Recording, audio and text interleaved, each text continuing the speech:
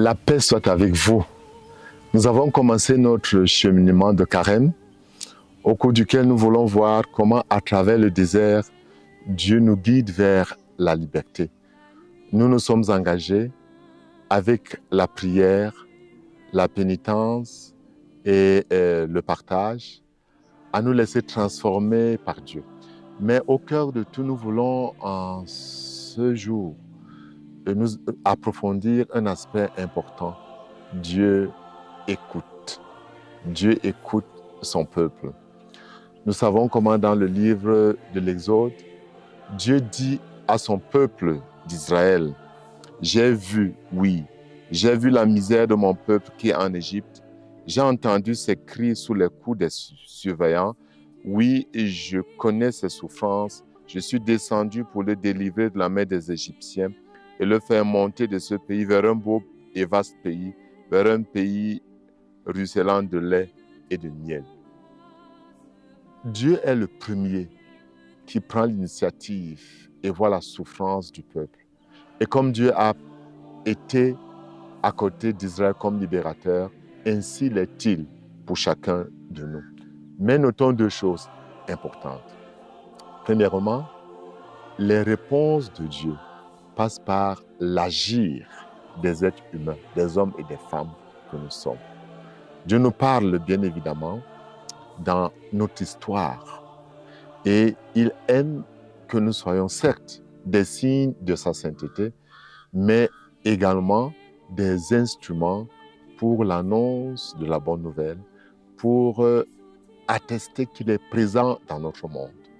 Notre agir est un lieu privilégié où Dieu passe pour manifester sa sollicitude, sa bienveillance et sa bonté. Mais parfois, on a l'impression que Dieu ne nous entend pas. C'est vrai que l'homme de foi, celui qui fait confiance en Dieu, voit et comprend.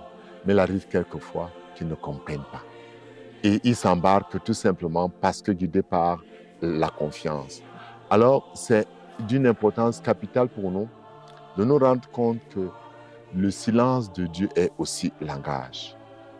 Aujourd'hui, nous dit le pape François, le cri de tant de frères et sœurs opprimés parvient au ciel. Posons-nous la question. Est-ce qu'il nous parvient, nous aussi, ce cri de nos frères et sœurs? Nous ébranle-t-il? Nous émeut-il? De nombreux facteurs nous éloignent les uns les autres en bafouant la fraternité qui est à l'origine, nous liant les uns aux autres. Le vrai parcours de carême ne nous lie pas seulement à Dieu.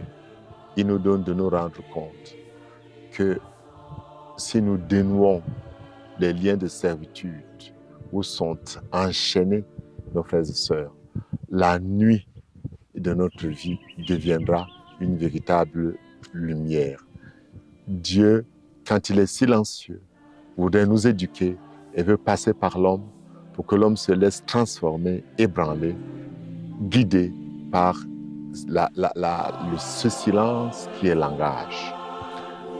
À la mort du Christ, il y a eu un silence énorme, mais ce silence a été langage. Et le cri de détresse du Christ, « Mon Père, pourquoi m'as-tu abandonné ?» est un cri pour qu'aucun autre homme ne soit plus jamais abandonné. D'abord par le Christ, mais aussi par notre agir. Bien-aimés de Dieu, Dieu nous écoute toujours. Il a besoin de chacun de nous pour écouter nos frères et nos sœurs, pour que ses fils et ses filles soient écoutés. Et que Dieu vous bénisse et vous comble de la surabondance de ses grâces en ce jour. Bon cheminement de carême. Amen.